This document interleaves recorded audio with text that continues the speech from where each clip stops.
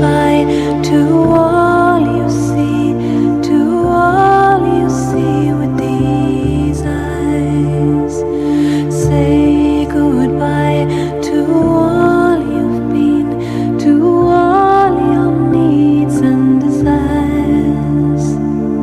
Fly above the silent ocean and to the purest star. Feel your heart begin to break, become the light you are. Fear is man enclosed in flesh and wrapped up in a lie.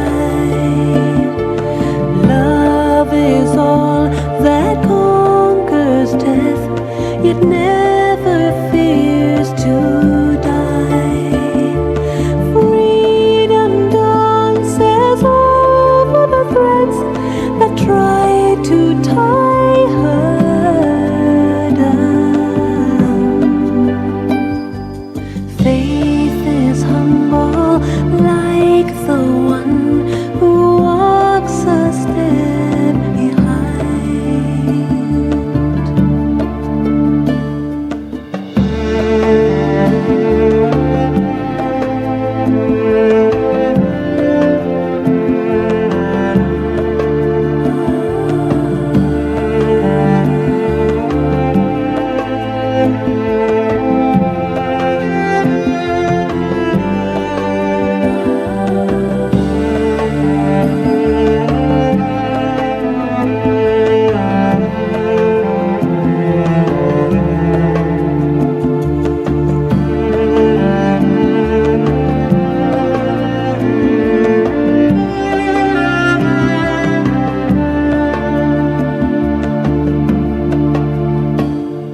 Say goodbye to all you see, to all you've been and desired.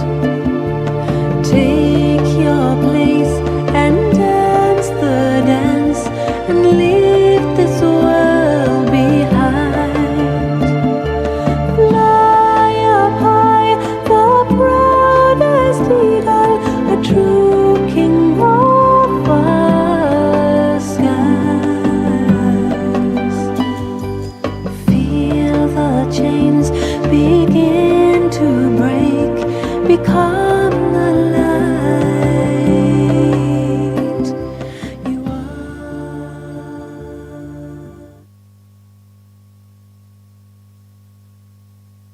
Om Shanti. Om Shanti. Good morning. Welcome back. Everyone okay? It's your last day. I know. Today is a day of preparation for integration.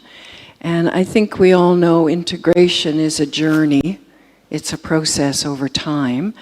And I know you're integrating as you go.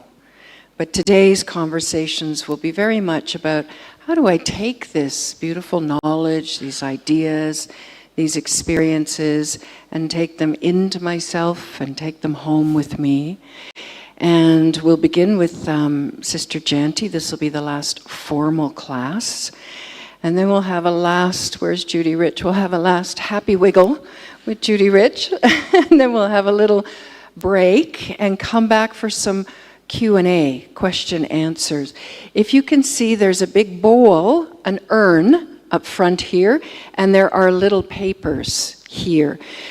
May I invite you now to get a piece of paper if you feel there's a question forming in you about going home or any question that hasn't quite been addressed that you feel is important for you before you leave here, and then put it in the urn. And that gives Charlie and I half an hour over break time to read them all and prepare to answer for you. So if there is a question forming in your mind, please just come and get a little piece of paper and then put it in the urn, and at some time before break, and then Charlie and I will have a chance to read and synthesize. There may be very common questions, and there may be some very unique ones. We'll do our best to respond to all, okay? Also, the playlist is already being created for you of all the classes that you've had while you're here, including the culture show. Wasn't that amazing last night? Yes! It was amazing. It was one of the finest culture shows we've had. Really beautiful. The only thing that we're waiting for, because many of you have asked for these, is, the morning meditations that we have in Meditation Hall. Because they're not on video, they will just need a couple extra steps to make them video format, so they go on your playlist. So you will probably receive that playlist a week or so after you get home, maybe before, but very soon, okay? Right when you're thinking you'd like to hear from us, it will land in your email box, okay? As long as we have the accurate email for you, okay? For the companions and the translators who have been helping support this event, a big congratulations and thank you. I think the guests, you would join me in saying that the companions really add to the quality of your experience, don't they, in this program? Yeah. So, for the companions and facilitators, every year, group facilitators, companions, translators, every year we improve the program. We try and make it better for next year. So we will be having a debrief session at 11 a.m. in Room 1 Training Center, the middle room with the soft couches. And it is not a meeting. It is a drop-in, leave your feedback, take a truffle, and go. Okay? So much more inviting, but please do come and offer your feedback. It's very valuable to improve the program for next year. So that's for translators, companions, small group facilitators. Okay? 11 a.m. tomorrow.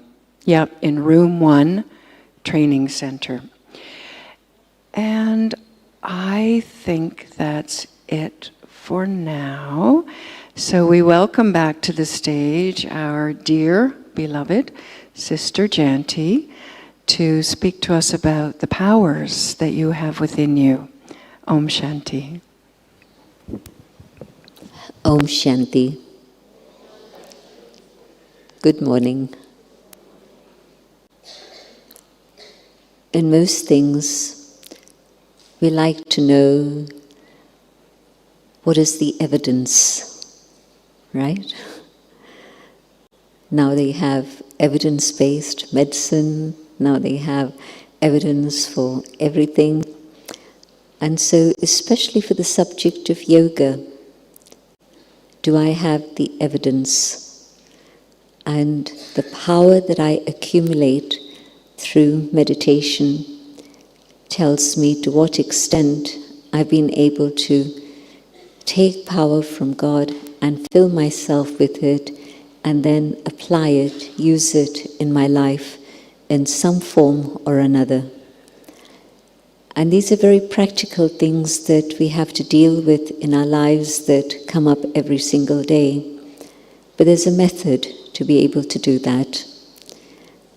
And so, many years ago, we were taught that there are 8 specific powers that develop in the soul once you start to meditate. And it doesn't take years and years and years to see the evidence. It takes just a short time, because you start gaining that power very quickly. And God's power isn't to awaken someone from the dead. God's power isn't to make the trees and the plants and all of these things grow. But God's power is to give strength to the soul to be able to deal with whatever it is that's going on, and to be able to maintain a stage in which I'm able to express the inner qualities of the soul at all times, so that there's peace, there's love, there's truth, there's joy, there's purity.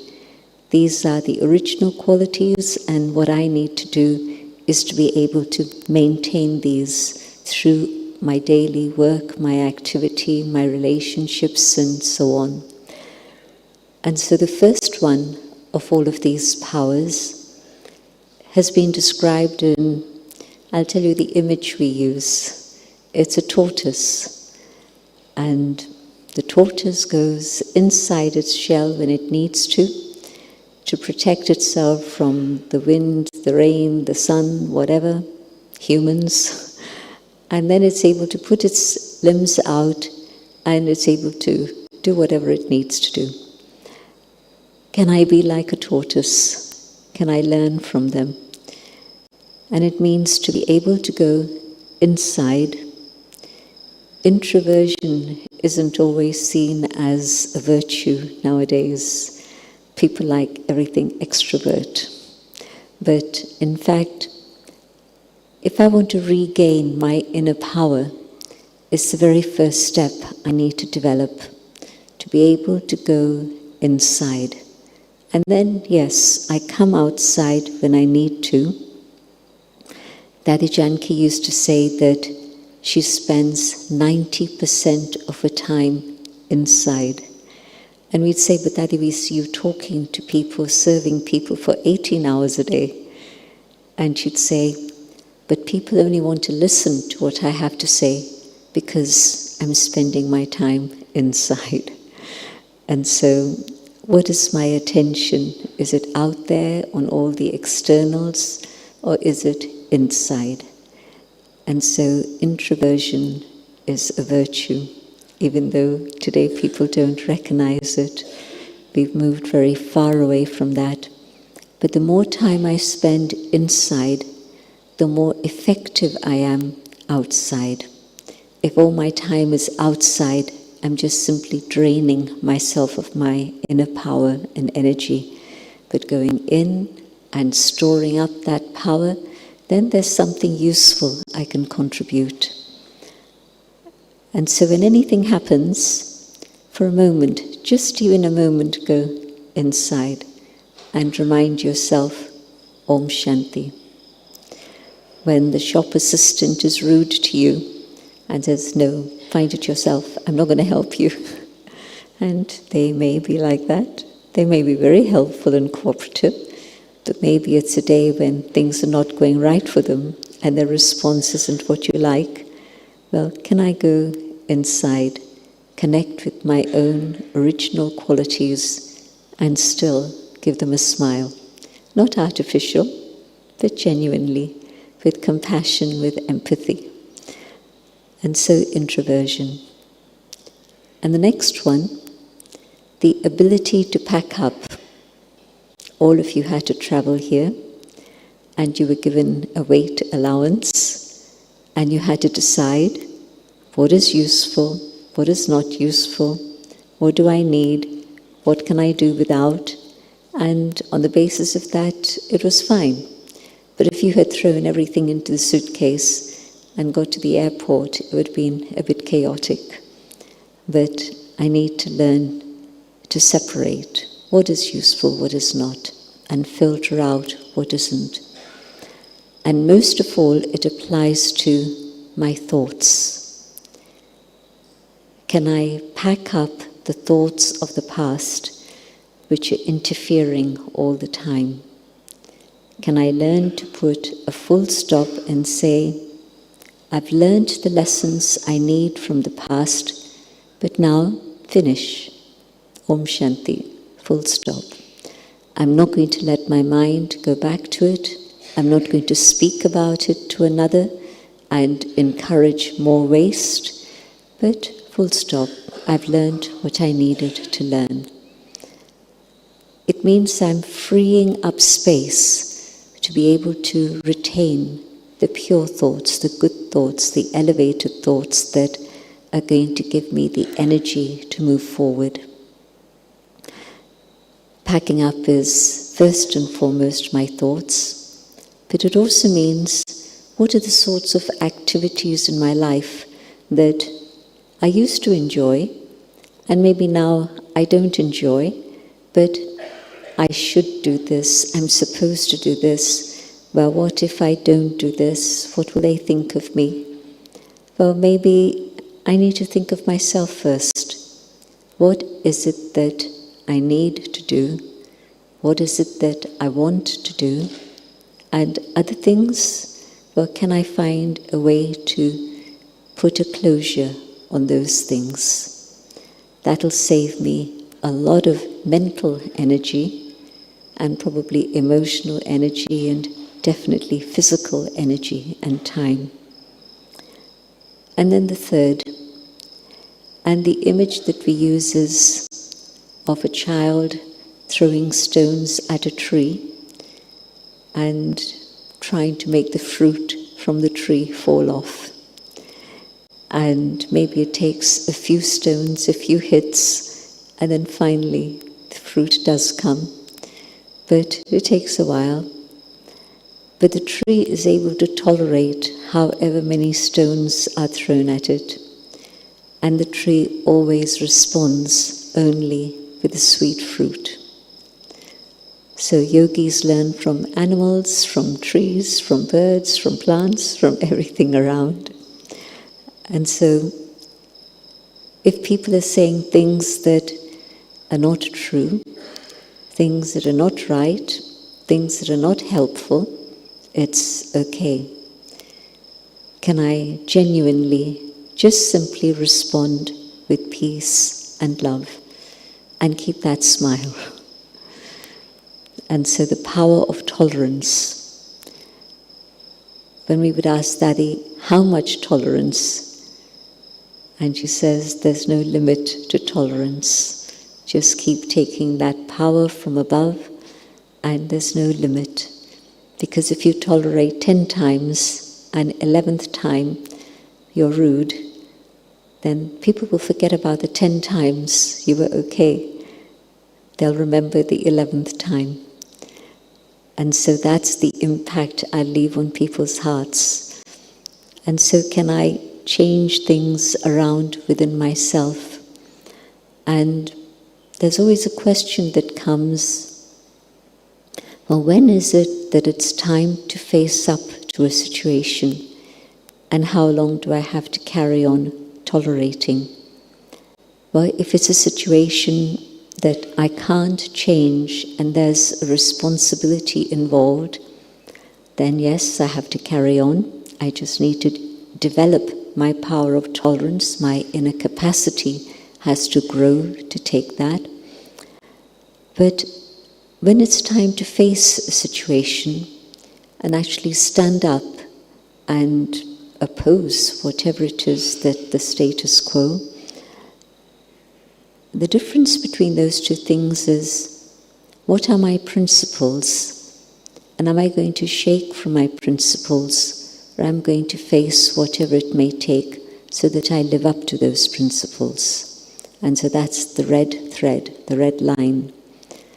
When it's a question of choice, maybe this, maybe that, maybe the other, and it's okay, whichever it is. Today it could be your choice, tomorrow it could be my choice, or maybe 2 times it can be your choice, and once it can be my choice.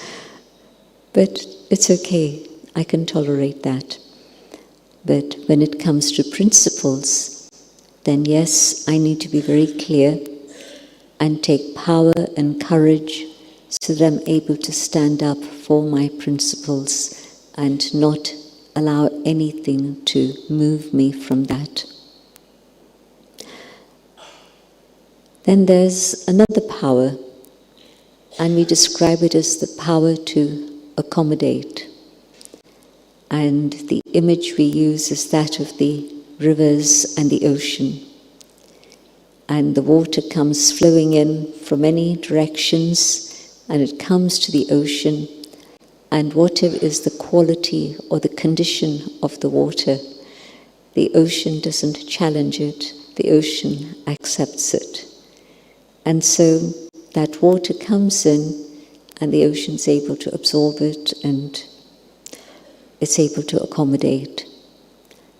And today, in most people's lives, there's very little flexibility, very little possibility of allowing others to do as they need to do, and to be able to accommodate that within my understanding.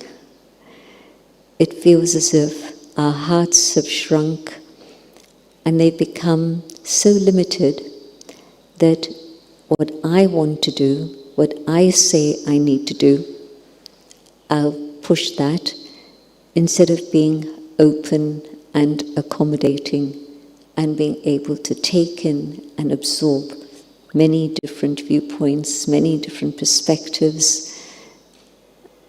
It's the reality that we talk about diversity, but not many people are able to accommodate diversity.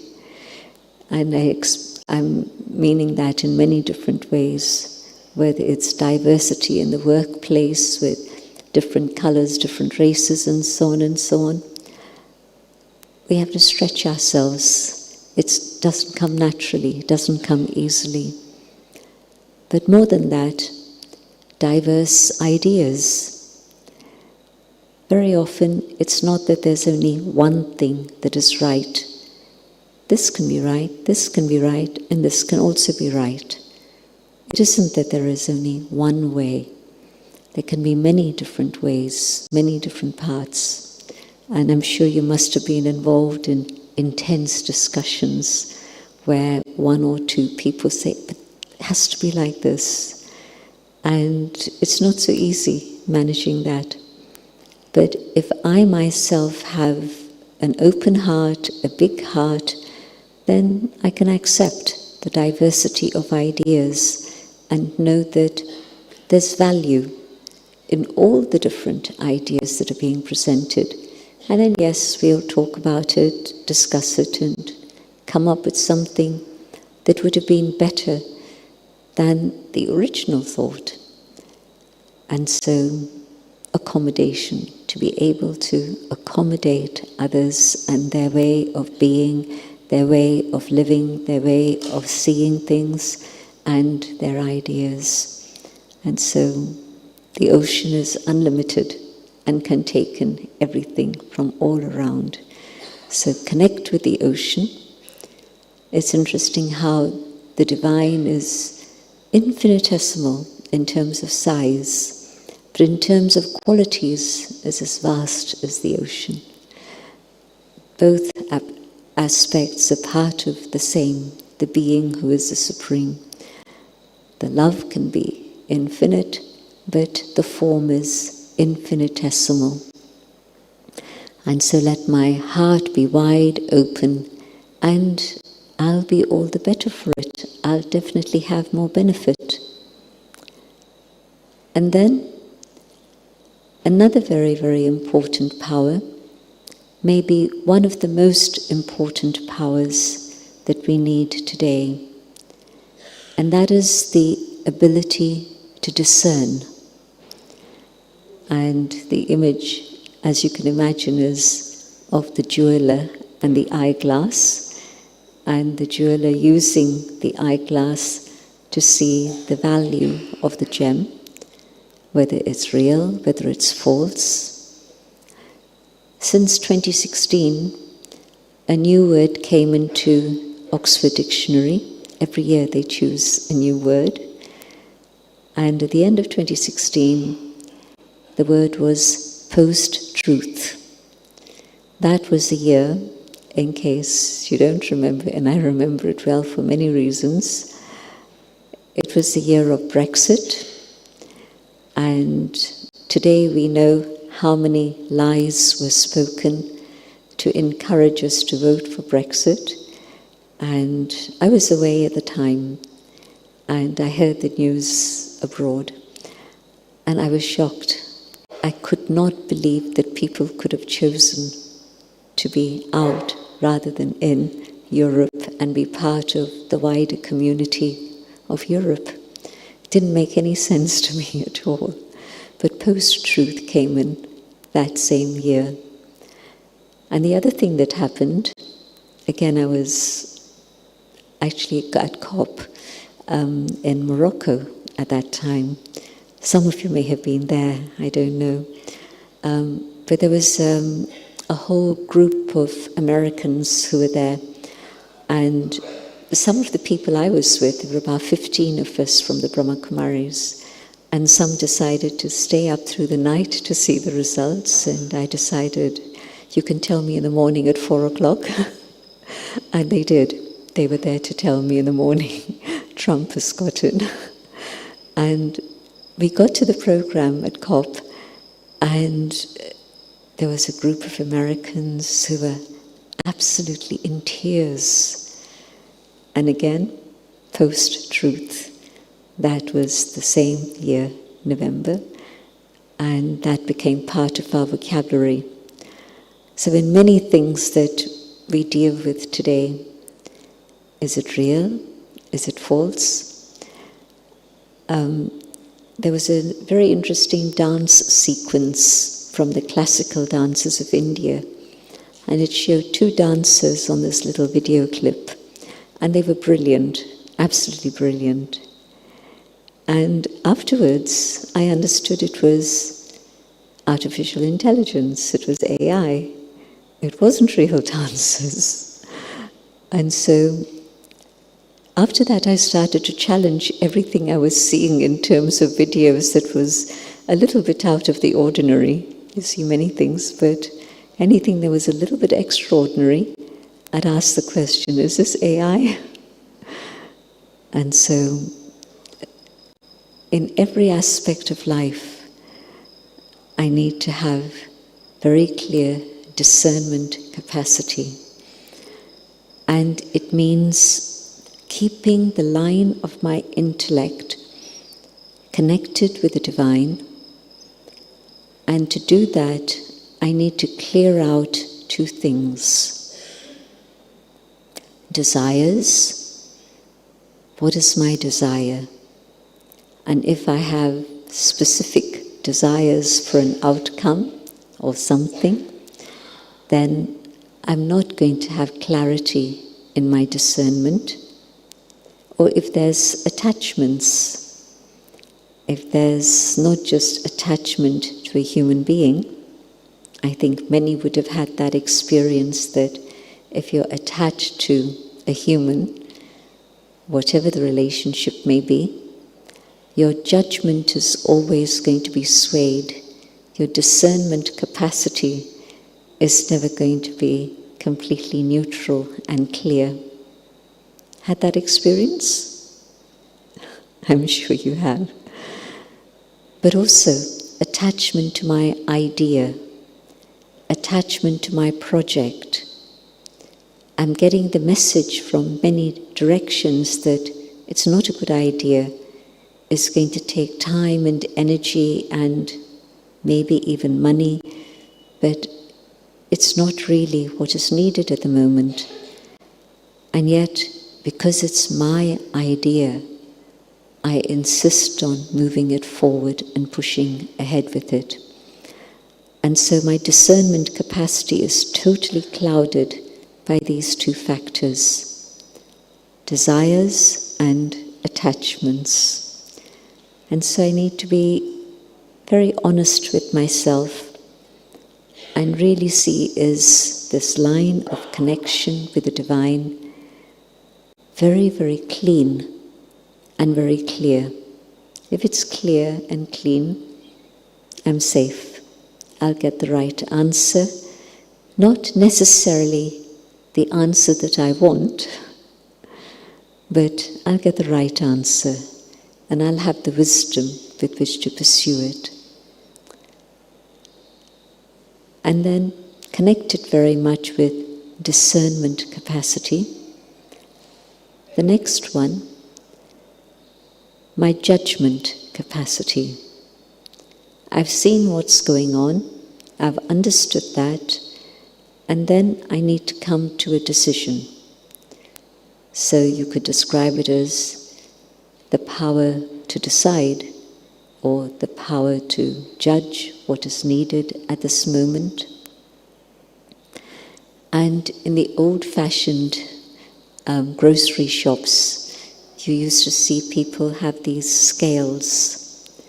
And the important thing about the scale was that the center point should be central. It shouldn't be one or the other direction. It should be absolutely central and straight. And then whatever was necessary could be weighed, and you'd get an accurate reading. Now it's electronic, and now you don't even usually have to weigh anything. It's all in packages. But many of you might remember those scales. And so the same thing. Can I weigh up? Should I not? What is it that's needed? What is it that's not? What is the priority?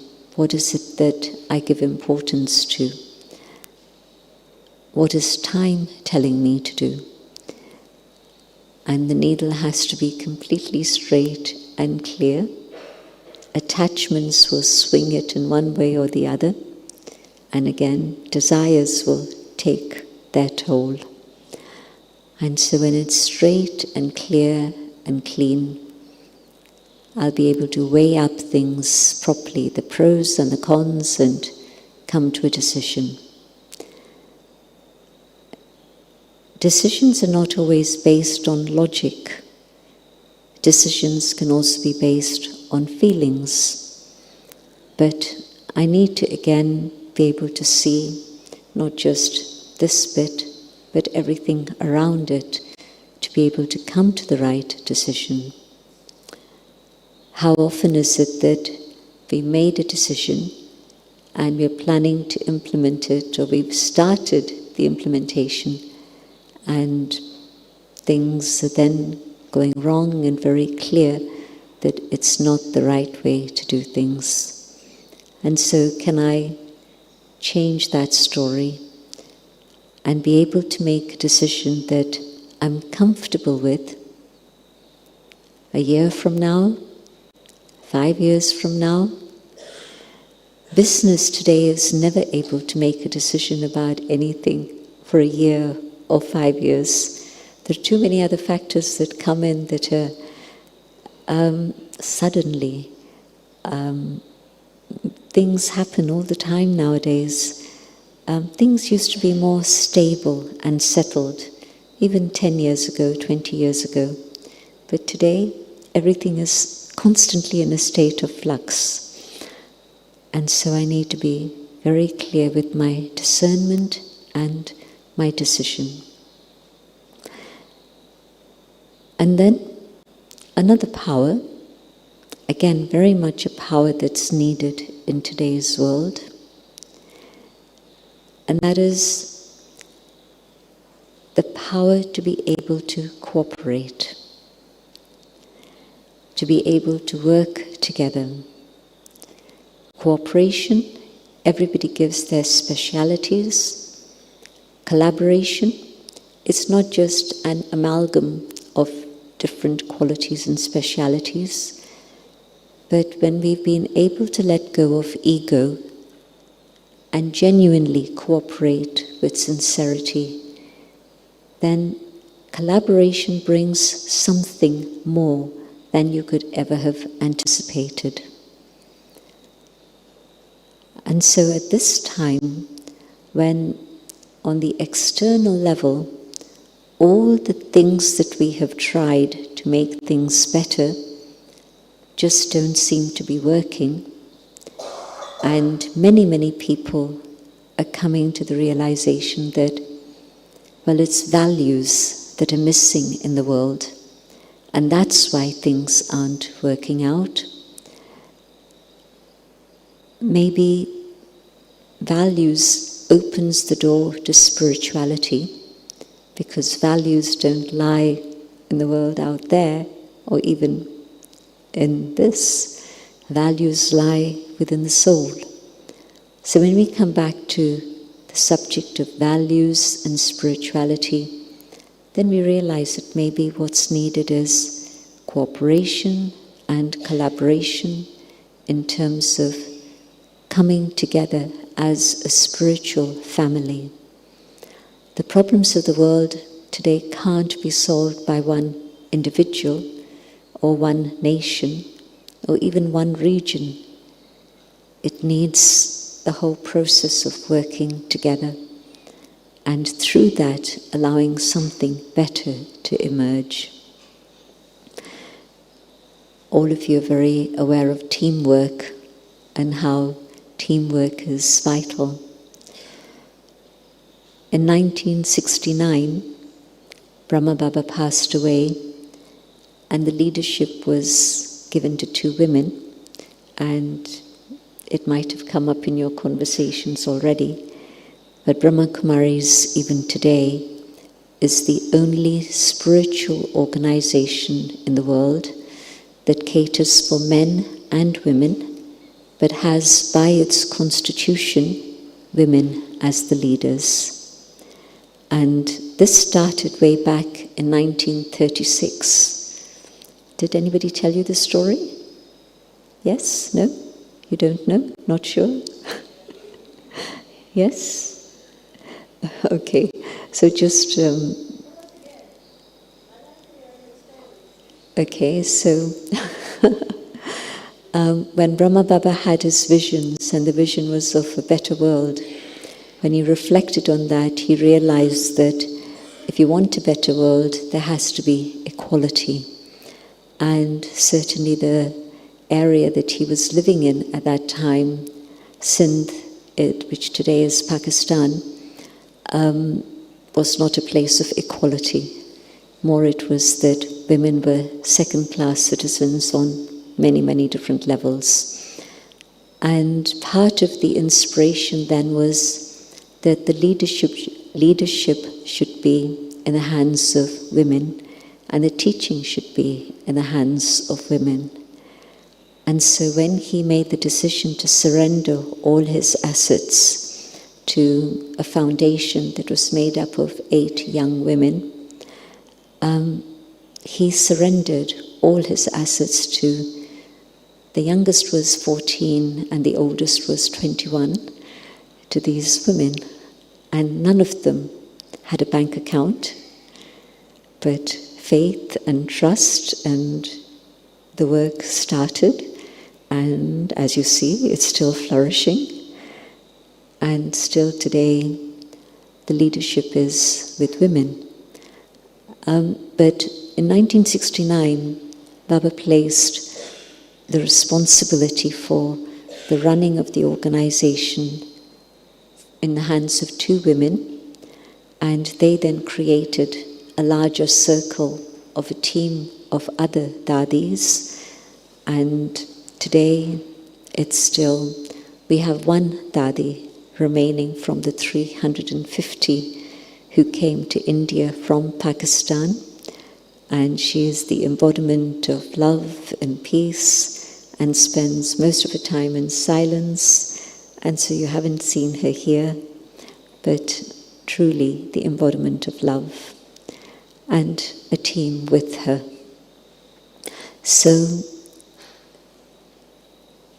teamwork, and 2 women running this organization when, with many gurus, the guru disappears and there's a split. Power, money, are the big struggles. And so many expected that the Brahma Kumaris would fade into oblivion. The opposite happened. The Brahma Kumaris grew and flourished because it wasn't the Brahma Kumaris organization, it was power from above. But also because women have the ability to work together in a very natural way. Men also have that, but sometimes it gets forgotten. But now, through spiritual consciousness, taking power from above for all, men and women, we're able to let go of the big, big monster ego.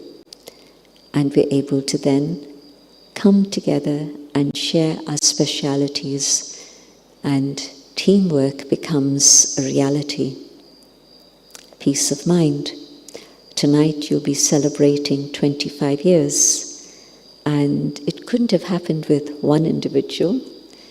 I'm very happy to see that the whole team is actually sitting there right in front of you.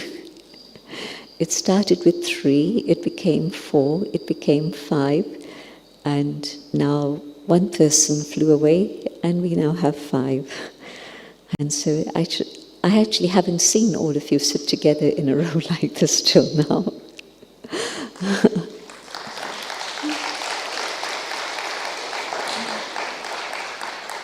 So teamwork works. Individual trying to make it their possession, their property, and it doesn't work. How can it? It fades away. But a team generates the energy that can bring in many, many more, and everything works together very beautifully. And so when you've developed all the other powers, you then get to the power of cooperation. Not easy, but it works, and that's the incentive to keep making it happen. So whether it's the ego of 1 or 2 or 3 within a team, it doesn't work. Even 1 ego doesn't work, and 2 or 3 makes it impossible. But that whole circle of all the different powers, the reality is that we don't have power, and then we don't have these powers that can help us in our lives. And we see that things become very messy. Just look around the world and you see the mess that humans have created. It didn't happen just by chance. And we didn't do it by design, but it happened by default because we didn't know better. But now with spiritual understanding, step by step by step, we follow through all the different powers, and equipped with those powers, you step out into the world tomorrow and you face whatever challenges there may be, but you do it from a very different perspective. You do it with an inner sense of purpose, but also with that power that you've accumulated in the last several days. Before that also, you were on the journey already, many of you. But this has been a stimulus to go further, I hope. But it doesn't stop. It continues. That power is available. I just need to be able to make time to access it and fill myself with it and make sure that I sustain it. And so that means practice every single day. Once a week? Well, okay. Once a day? Well, that's much better.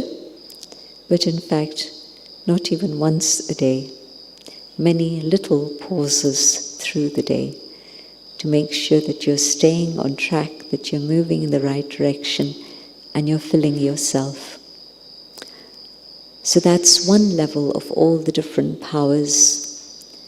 But I also see how the qualities that we remember in God, we'll talk about God is truth, truth is God, God is love, love is God, and all the other qualities of the soul. All of these qualities can also become powers, the energy with which we can make things move. I'm sure in your lifetime you would have seen how where discipline might not work, but love can enable someone to start following a discipline. Or maybe just simply out of love, the discipline happens in a very natural way. I remember a sister who had come for a short time to London, early days, and I'd stayed at her home when I was in that country, when there was no centre there. And so I'd stayed with her in her home, with her and her parents. And so she came to visit us in London. And I took her for a walk in Holland Park. London has many beautiful parks, and this is one of them. And it had a little area where there were animals, and much to my surprise, she started making funny noises. And I was amazed because she would make these noises and the rabbits would come running and other little animals too. And I said, how are you communicating with them? Because it was clear that there was some communication going on. And she said, I know how to speak to animals. I said, how did you learn this? And she said, because I love animals. And quite spontaneously, without thinking, I said, well, how can you eat them? And she looked around at me shocked. And from that day on, she became vegetarian. And she still is to this day. So when there's love, what you would normally think is a big sacrifice becomes very natural and easy, and you switch. And that's not the only example. I'm sure you've seen many examples in your life where transformation has happened because of love. Who would think about getting up 4 o'clock in the morning? And yet, when you start experiencing God's love, you're ready to sacrifice your sleep for the experience of that love. So, love is not just an emotion, it's a power. And especially when it's not just individual, personal, one-to-one love, but it's inclusive. Then in that inclusive love, love becomes a very powerful force. And so, taking God's love and allowing the love that has been a little bit pushed away or maybe barricaded because of difficult experiences with human beings. And so you build up a barricade inside yourself and you're not allowing love to reach you, either from God or from humans. So when you allow God's love to reach you through soul consciousness and you feel that love melting your barricades, then the power of love that's there within you is love that changes you, but also can change circumstances and situations around you. So this slogan that I'm sure you've heard over the last few days at some point, when I change, the world changes. And so my little world changes, but then the ripple effect of that reaches out and many others change also. But reach the critical mass and the world changes, not just little, but the big scenario, the power of peace. Today, we feel that it's a hopeless situation. Everybody's taking sides and there are so many divisions and fences that have been put up. But where does it begin? Treaties don't happen just by chance. I met the person who had been one of the key negotiators for the Good Friday Agreement in Northern Ireland. And after years and years of troubles, and things could be better, but they are better already. And he spoke about how it was his faith in God and his deep, deep desire for peace that made him work tirelessly to make that Good Friday Agreement happen. And so, yes, if there's something that moves you inside to be able to have peace yourself, then you can become an instrument to make peace happen outside also. But if there isn't peace inside, you can throw sticks and stones and still create war. You don't need nuclear weapons. Violence emerges powerfully and negatively. But if I'm drawing peace from God and I'm developing the power of peace, that power can definitely change things around you. We used to have 12 events a year. Earlier days it was more, but when the numbers grew, then 12 events a year for around 25 to 30,000 people on our campus downstairs. I hope you catch a glimpse of it on your way out, maybe. But Diamond Hall was maybe at one point the largest hall without pillars in Asia. So imagine, big hall, no pillars. And when we used to have those meetings, the power of silence that was generated was incredible. We'd be preparing and people would be gathering. The gathering would take time, 25,000, 30 people being seated. And there'd be people with sniffles and colds and coughs and the normal human noises. But the meeting would begin, and it would begin with a long period of silence. Instantly, there would be silence. Just instantly. Thousands just totally silent. And then the words would begin and the silence would still be held. But the pure silence was an incredible experience. And we still experience it now, but it's a little bit different. So I know that peace can be so effective that it can generate silence within the whole atmosphere. And so when people today, and there's lots of these events, I know, different times of year, and people will try to bring together people online and have meditations and silence for 8 hours, 12 hours, whatever it is. But it works. The power of prayer works.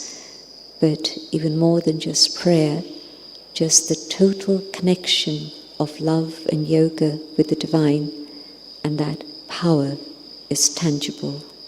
And I know that that power is what is going to change the world and create a world of peace, definitely. Not just hope, but guarantee. The power of love, of peace, of truth. Daddy Prakash Mani, the head of the organization, at one point when this hall was being inaugurated, this was in the 90s, and the stage was a lineup of dignitaries from all over India. And one of them was one of the finest, at that time, one of the finest lawyers in India. And it was his first visit here, and he was very curious about how things work. And Daddy knew him just very superficially, and she was going to meet him later. But somehow she was touched, and she spoke about truth. And the hall was packed, as you can imagine. And she said, I can say that I have never spoken a lie in my life. Is there anyone in this gathering who can say the same?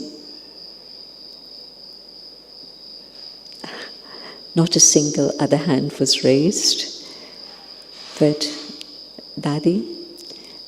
And sometimes we used to say that Daddy's too honest, in the sense that, because when another sister and myself of the program finished and we came down and we were walking towards Daddy's cottage, the sister said to me, I went to Daddy and I shared a story with her. And I said, Daddy, you mustn't say anything about this to so-and-so. And And the next day, this person came into the room, and the first thing that Daddy says to them is that, "Sister told me this." And so she said, but it was good, because I could never have said that to the sister, and the result of it was very positive. But at that time, I felt I could die. So Daddy was too honest sometimes, but literally just totally transparent, inside out, the same. And so there can be human beings who are that. And okay, whatever my past history may have been, but today I can say, can I connect with God to such an extent that I'm filled with the power of truth? Not just truth as a quality, but the power. We describe the golden age with another terminology, and we use the term Satyug. And the word Satyug means the age of truth. And so when human beings come to their stage of purity and develop the power of truth, that world can begin again. We can move from the darkness to the light. At the moment, there's glimmers of light, but we need to have total light. And truth and purity bring about total light. And through that, yes, we can come to the stage where, yes, definitely, the age of truth can begin. Last point, the power of purity. The power of purity can change the world, and will change the world. When I surrendered, and this was 1968, and it was the last few months of Brahma Baba's physical time, and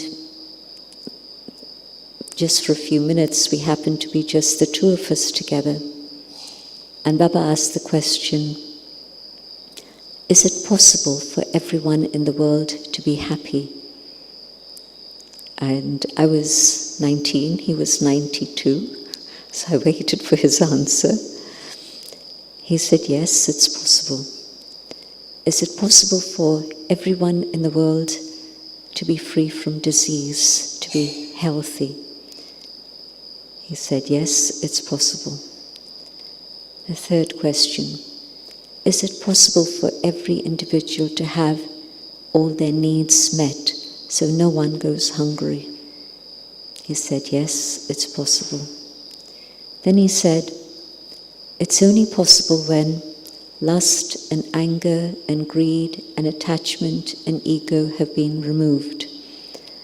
When these have been removed, when there's purity, then yes, a world in which everyone is happy, everyone is healthy, and everyone is comfortable. All of that is possible. But you can't tell people to do this.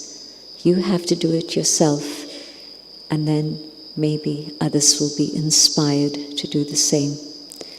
So the power of purity can remove all the problems of the world, truly. The year 2000, it was a time of the Millennium Peace Summit at the UN. And it was the first time that the UN had called together religious and spiritual leaders. And Daddy Jayanti was one of them. And there were a few of us with her as part of her delegation. The opening event was dramatic, beautiful. 1,000 faith leaders, purple robes, white robes, green robes, red robes. It was glorious.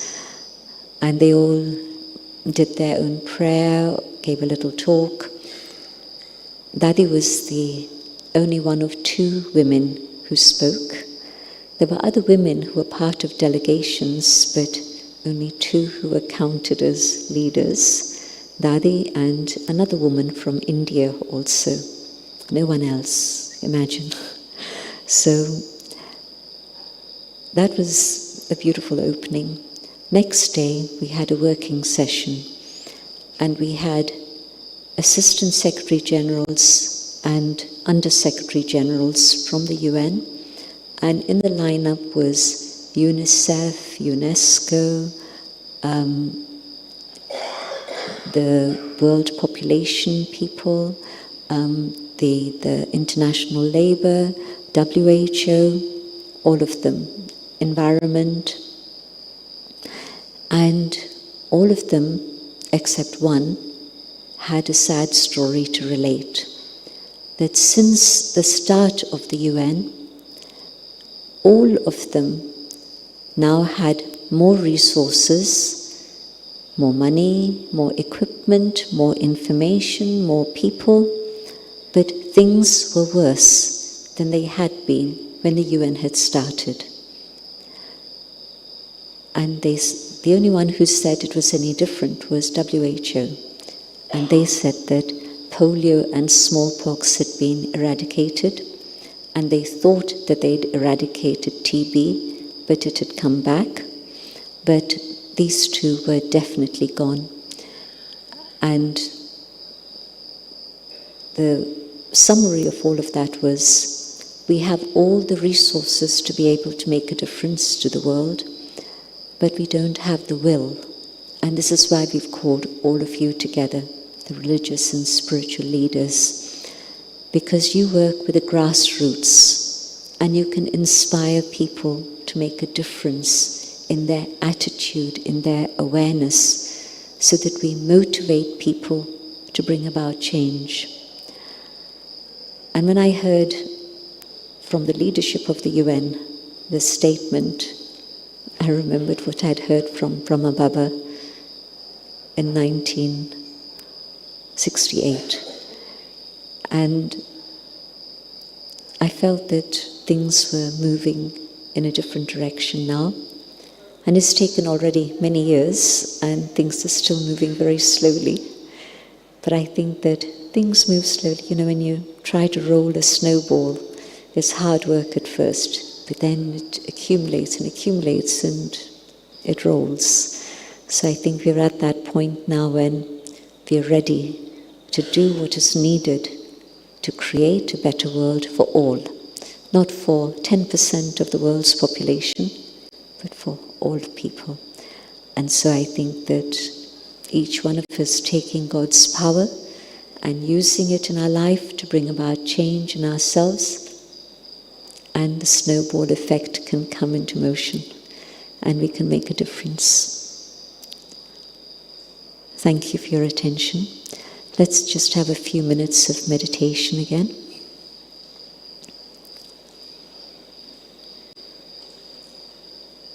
Going inside, I reflect on the things that I've been hearing about.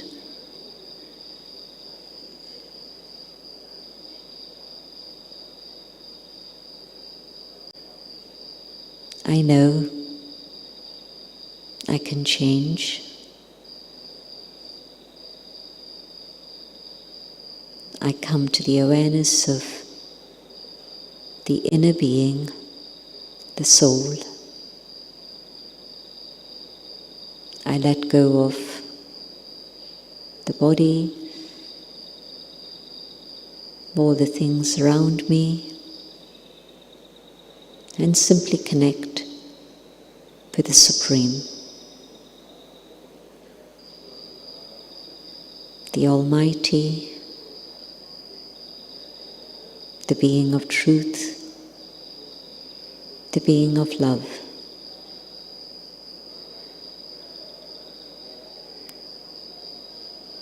Connecting with God.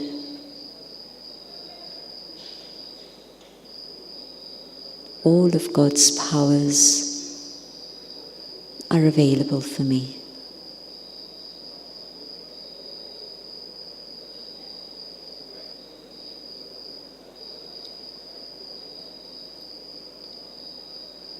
God's love awakens the love in my own heart.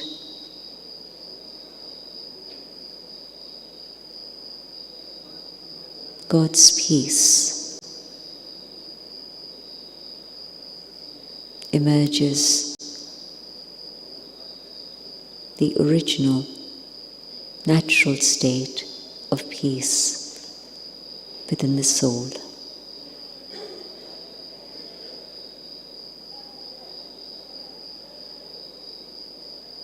Purity, truth, and joy. All these come from the source.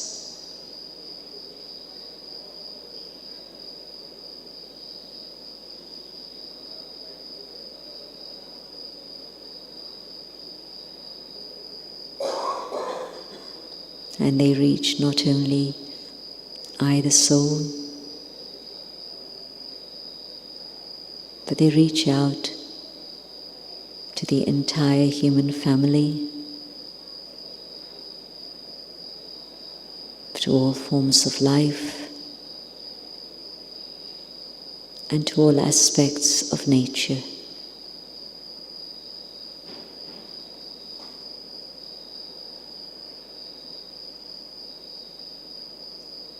And God's power transforms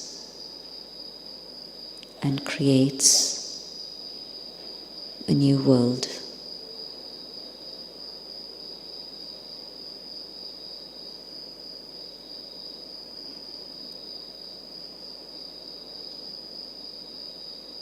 I keep this vision of a better world, a new age in front of me. And I come back to the moment here and now.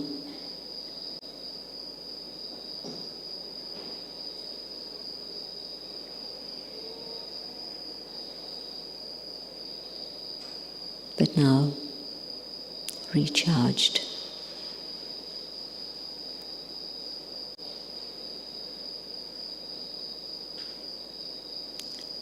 Om Shanti. Hands, no? Wonderful. Thank you, Sister Jayanti, for just being you. So everyone,